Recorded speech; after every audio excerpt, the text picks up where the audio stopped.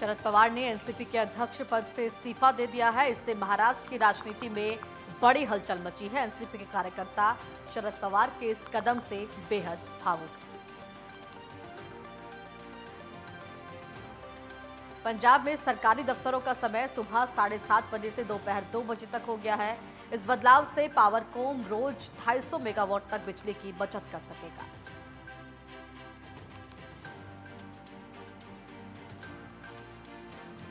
वहीं अप्रैल में इस बार मौसम ठंडा रहने से भी धान सीजन में बिजली की मांग पूरा करने में आसानी रहेगी। इस समय बैंकिंग सिस्टम के तहत पावरकॉम दूसरे राज्यों के पास बिजली जमा कर रहा है, जिसे जून और जुलाई में वापस लिया जाएगा।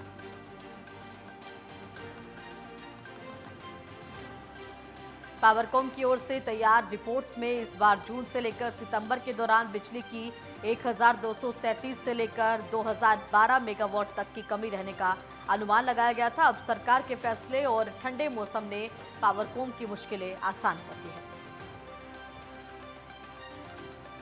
पंजाब में ये पहली बार है कि बिजली की बचत के लिए सरकारी दफ्तरों का समय बदला गया है। पावरकॉम अधिकारियों के मुताबिक दफ्तर दोपहर 2 बजे से लेकर शाम 5 बजे तक की पीक लोड के घंटे होते हैं। इस दौरान अगर सरकारी दफ्तर बंद रहेंगे तो रोज 250 मेगावाट तक बिजली की बचत की जा सकेगी।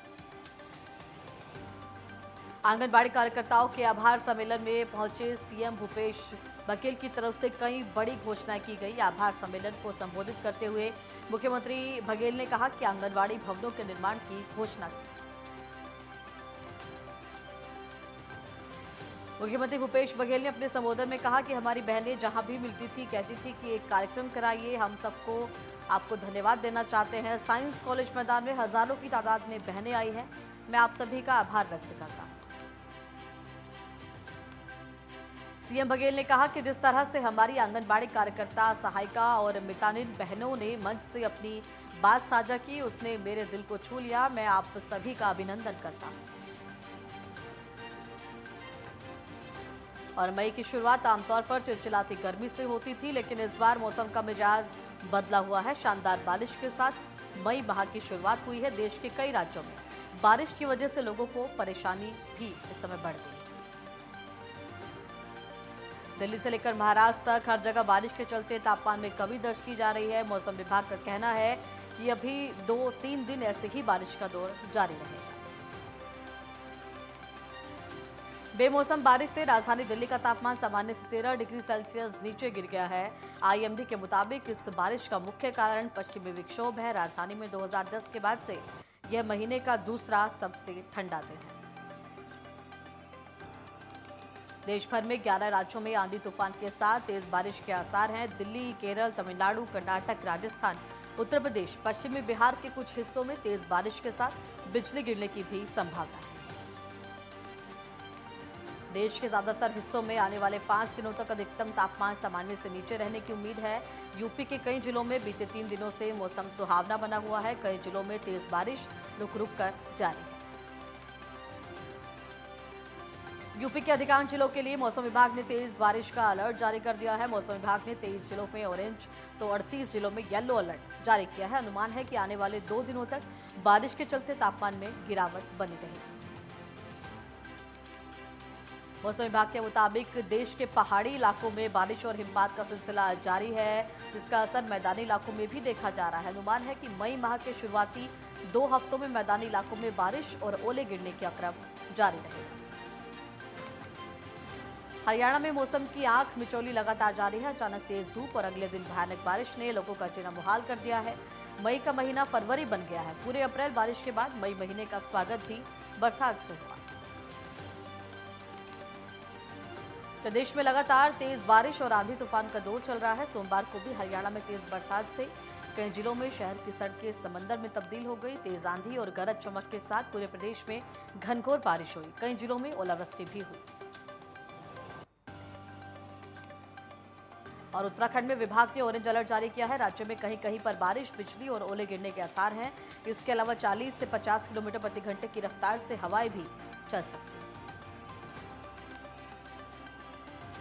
और देश में कोरोना के मामलों में लगातार गिरावट देखी जा रही है। पिछले 24 घंटे में कोरोना के 3,325 नए मामले सामने आए हैं। सोमवार की तुलना में नए मामलों में गिरावट दर्ज की।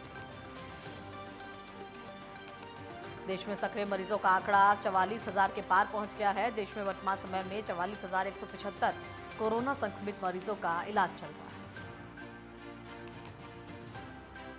देश में अब तक 4,49,00,000 लोग कोरोना की चपेट में आ चुके हैं। सक्रिय मामले अब कुल संक्रमण का 0.11% है। देश में बीते दिन कोरोना से 17 लोगों की मौत भी हुई है। देश में मरने वालों की संख्या बढ़कर 5,31,564 रह गई। और उत्तर प्रदेश की राजधानी लखनऊ में 37 मरीजों समेत पूरे यूपी में 172 नए कोविड मामले दर्ज किए गए। राज्य में सक्रिय मामलों की कुल संख्या 2,776 हो गई। और कुरुक्षेत्र के झांसा नलवी और खरिंडा गांव में सीएम मनोहर लाल ने जनसंवाद किया। इस दौरान सीएम ने जनता की समस्याएं सुनी और जल्द से जल्द समस्याओं के समाधान के निर्देश दिए। जनसंवाद के बाद सीएम मनोहर लाल मीडिया से भी रूबरू हुए। इस दौरान उन्होंने परिवार पहचान पत्रों में मिल रही खामियों को जल्द से जल्द दुरुस्त करने का भरोसा दिया। इसके अलावा सीएम ने भूमि विवाद के निवारण के लिए कानून या पॉलिसी बनाने का भी भरोसा दिया है। एमपी के गृह मंत्री नरोत्तम मिश्रा दतिया के उदगवा पहुंचे, जहां वो सामूहिक शादी समारोह में शामिल हुए। इस दौरान उन्होंने 97 जोड़ों को आशीर्वाद दिया और 49,000 के चेक वितरित किए।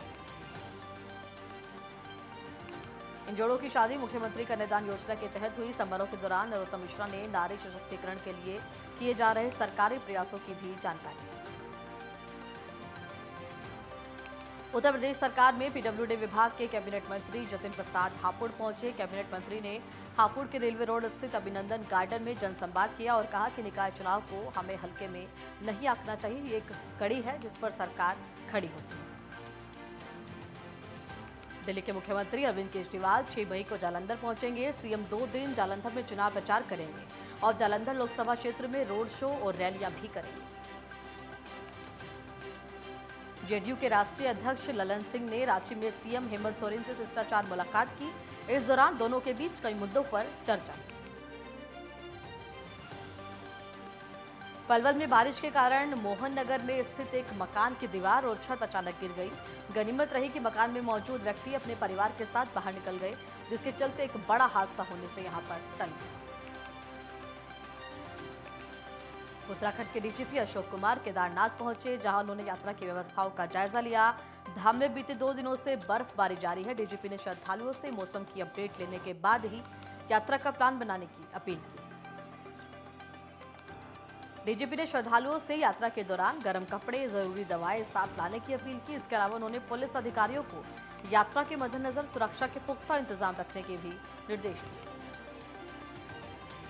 केदारनाथ धाम में बारिश और बर्फबारी जिला प्रशासन के लिए चुनौती बनी हुई है। केदारनाथ पैदल मार्ग एवं धाम में बारिश और बर्फबारी से व्यवस्थाओं को बनाने में दिक्कतें आ रही हैं। पैदल मार्ग पर स्थानीय लोगों को टेंट लगाने में बड़ी दिक्कतों का सामना करना पड़ रहा है। वहीं तीर्थयात्रियों को भी दिक्कतों का सामना करना पड़ रहा है। जिला प्रशासन ने सोनप्रयाग से तीर्थयात्रियों को केदारनाथ धाम के लिए रवाना किया। बारिश को देखते हुए जिला प्रशासन ने 11 बजे के बाद तीर्थयात्रियों को केदारनाथ भेजना बंद कर दिया।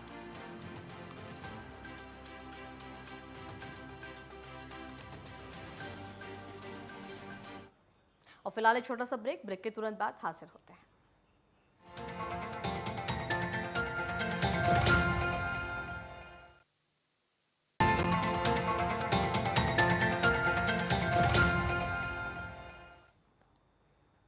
ब्रेक के बाद आपका स्वागत है। रुक संगम एक्सप्रेस का करेंगे। चंपावत में 2 दिनों से हो रही बारिश से जनजीवन प्रभावित हो रहा है। बारिश के चलते टनकपुर पिथौरागढ़ नेशनल हाईवे जगह जगह से बाधित हो गया है। डीएम नरेंद्र सिंह भंडारी ने नेशनल हाईवे का जमीनी जायजा लिया और इस दौरान उन्होंने अधिकारियों को जरूरी दिशा निर्देश भी यहाँ पर दिए। डीएम ने टनकपुर पिथौरागढ़ हाईवे पर रात में आवाजाही बंद करने के निर्देश दिए हैं। बीते दिनों सीएम धामी के निर्देश पर हाईवे पर 24 घंटे आवाजाही शुरू की गई थी, लेकिन बारिश के बाद एक बार फिर से डीएम ने हाईवे पर आवाजाही को बंद किया। उत्तराखंड हाईकोर्ट ने विधानसभा सचिवालय में हुई अवैध नियुक्तियों के खिलाफ दायर जनहित याचिकाओं पर सुनवाई की। मामले की सुनवाई के बाद राज्य सरकार से 4 हफ्ते के अंदर जवाब पेश करने को कहा गया है। मामले की अगली सुनवाई 30 जून को होगी। बद्रीनाथ धाम में तीर्थ पुरोहितों को उत्तराखंड सरकार ने मास्टर प्लान के कार्य के चलते बड़ी सौगात दी है। सरकार ने बद्रीनाथ धाम में तीर्थ पुरोहितों के आवास को बनाने के लिए जल्द से जल्द आवास निर्माण करने का आश्वासन दिया। मंदिर के पास ही तीर्थ पुरोहितों के लिए नए आशियाने बनाए गए। बागेश्वर में लगातार हो रही बारिश से जनजीवन अस्त व्यस्त हो गया है। 2 दिन से लगातार बारिश के कारण लोगों को घरों से बाहर निकलना मुश्किल हो गया है। बारिश के कारण जिले में भी ठंड बढ़ गई। द्वारका जिला पुलिस ने 31 विदेशी नागरिकों को पकड़ा। विदेशी नागरिक बिना किसी वैध कागजात के छुप कर रह रहे थे। 31 लोगों को अलग अलग पुलिस टीम ने अप्रैल महीने के 30 दिनों में पकड़कर डिपोर्ट किया। झाबुआ के मेघनगर में सीसी रोड में भ्रष्टाचार के आरोप लग रहे हैं। स्थानीयों का आरोप है कि मामले की कई बार शिकायत की गई, बावजूद इसके कोई कार्रवाई नहीं की गई। लिहाजा अब निर्माणाधीन रोड कई जगह से क्षतिग्रस्त होने लगा है। खांडला विधायक वीर सिंह भूरिया ने भी निर्माण कार्य पर सवाल खड़े किए। महोबा पुलिस अधीक्षक अपर्णा गुप्ता ने पुलिस पार्टियों को रवाना कर दिया। शांतिपूर्ण और निष्पक्ष मतदान कराने के लिए पुलिस को रवाना किया गया है। एसपी समेत तमाम पुलिस अधिकारियों ने पुलिस वाहनों को हरी झंडी दिखाकर फतेहपुर जनपद के लिए रवाना किया।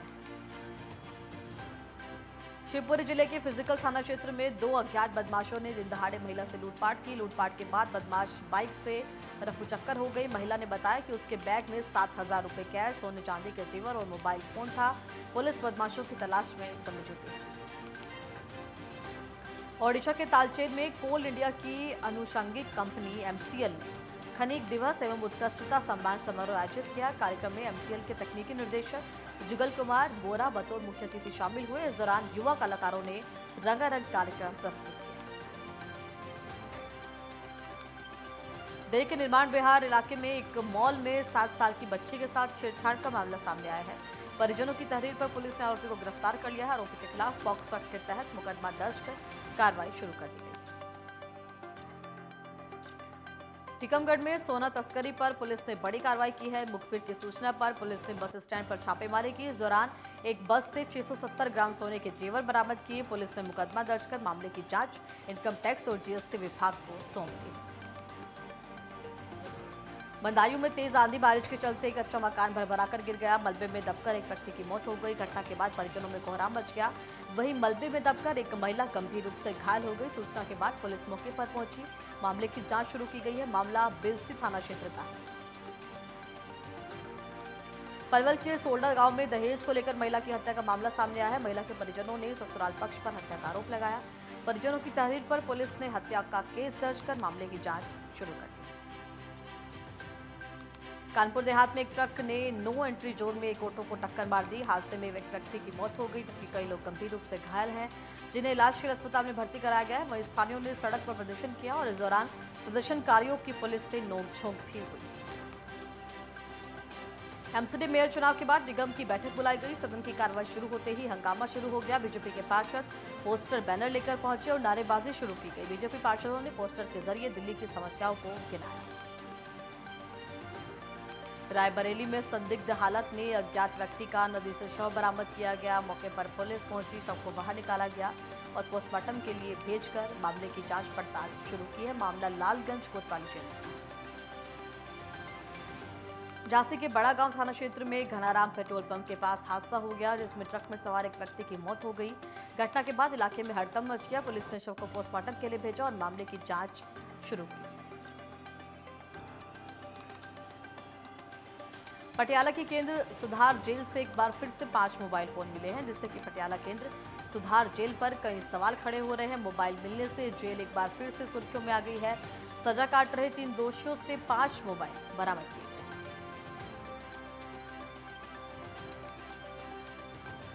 झांसी दौरे पर आए एडीजी सतीश कुमार ने 2 थानों का निरीक्षण किया। साथ ही एडीजी ने Jhansi police line, police school का भी निरीक्षण किया है। सतीश कुमार ने कहा कि निरीक्षण के दौरान पुलिसकर्मियों को जरूरी दिशा निर्देश भी दिए गए। महोबा में एसपी के निर्देश पर थाना कबरई पुलिस ने अवैध असला फैक्ट्री में छापेमारी की। पुलिस ने छापेमारी के दौरान निर्मित अर्धनिर्मित असले बरामद किए। साथ ही एक हिस्ट्री शीटर बदमाश को भी यहां पर गिरफ्तार कर जेल भेज दिया गया। लखनऊ में बदमाशों ने कार सवार लोगों से लूटपाट की। बदमाश कार के सारे शीशे तोड़कर भाग गए, जिससे कार में सवार परिवार के लोग घायल हो गए। कार से लूट करने आए आधा दर्जन बदमाशों से स्थानीय लोगों ने बाइक छीन ली। मामला बीकेटी सीतापुर हाईवे बड़ी बाजार रोड का है। नौशहरा के सीमावर्ती क्षेत्र कलाल में एक मोटर शेल मिलने से हड़कंप मच गया। गांव के सरपंच रमेश चौधरी ने इस माटर को देखा तो स्थानीय पुलिस और सेना को सूचित किया गया। मौके पर बम निरोधक दस्ता पहुंचा। एक बार फिर से प्रधानमंत्री आवास योजना में फर्जीवाड़े का मामला सामने आया है। परिषद की बैठक में उठे सवाल के बाद 5 लोगों की बनी जांच समिति ने निरीक्षण किया है, लेकिन अब तक इस मामले में कोई बड़ी कार्रवाई नहीं हुई है। और बैतूल जिले में पानी से भरे गड्ढे में डूबने से 6 वर्षीय बच्चे की मौत हो गई। घटना के बाद परिजनों में कोहराम मच गया। पुलिस ने शव को पोस्टमार्टम के लिए भेजा। कार्रवाई शुरू की। और छतरपुर जिले में चंदला सरबई मार्ग पर एक मिट्टी से भरे डंपर ने 2 लोगों को कुचल दिया। दोनों की ही मौके पर मौत हो गई। हादसा इतना भीषण हुआ कि दोनों के शव रास्ते में ही बुरी तरीके से क्षत विक्षत हो गए। पुलिस ने घटनास्थल पर पहुंचकर शवों को पोस्टमार्टम के लिए भेजा। आईपीएल क्रिकेट मैच पर सट्टा खेल रहे 5 लोगों को थाना प्रतापपुर पुलिस ने गिरफ्तार किया है। पुलिस ने इनके पास से 25 मोबाइल, 3 लैपटॉप, चार्जर और बैटरी बरामद की है। पुलिस ने 5,03,000 रुपए का सामान भी जब्त कर यहां से 5 आरोपियों को पकड़ा है। आगरा में निकाय चुनाव को लेकर पुलिस प्रशासन चप्पे चप्पे पर अलर्ट है। केंद्रीय रिजर्व पुलिस फोर्स और पुलिस ने अति संवेदनशील बूथों पर फ्लैग मार्च किया। बंदायूं में एक व्यापारी ने गोली मारकर आत्महत्या कर ली। मैथा व्यापारी का रुपए के लेन देन को लेकर कुछ विवाद चल रहा था। पुलिस ने सुसाइड नोट भी यहां से बरामद किया है। एसएसपी ओपी सिंह ने घटनास्थल का निरीक्षण कर मामले की जांच शुरू कर दी है। मेरठ में दोस्त ने ही दोस्त की हत्या कर दी। घटना के बाद इलाके में सनसनी फैल गई। पुलिस ने इस मामले में 3 लोगों को गिरफ्तार किया है। फिलहाल पुलिस आगे की कार्रवाई में जुटी हुई है। मुजफ्फरनगर में उस समय ग्रामीणों में दहशत फैल गई जब तेंदुआ जंगलों से होते हुए खेतों में घुस गया। पलक झपकते ही तेंदुआ एक पेड़ के ऊपर चढ़ गया। पेड़ पर तेंदुए को चढ़ा दे ग्रामीणों की भीड़ जमा हो गई।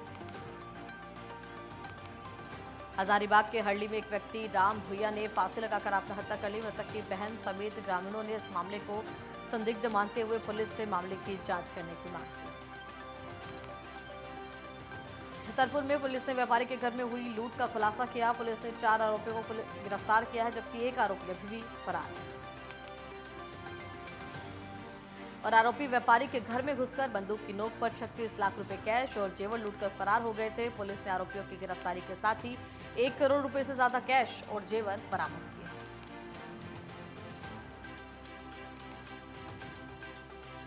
ग्वालियर में एक बैंक चपरासी ने खुद को बैंक का क्लर्क बताकर किसान से धोखाधड़ी की। आरोपी ने ऋण मंजूर करवाने के नाम पर किसान से रिश्वत मांगी। पुलिस ने आरोपी को रिश्वत लेते रंगे हाथों पकड़ा। पुलिस ने आरोपी के खिलाफ भ्रष्टाचार अधिनियम के तहत केस दर्ज कर कार्रवाई शुरू की। डोईवाला के कोठारी मोहल्ले में झाड़ियों में एक युवक का शव बरामद हुआ। सभासद राजेश भट्ट ने इसकी सूचना पुलिस को दी। सूचना पाकर मौके पर पुलिस पहुंची। शव का पोस्टमार्टम कराया गया। बहरहाल पुलिस मामले की जांच कर रही है। 2 लोगों को हिरासत में लिया गया।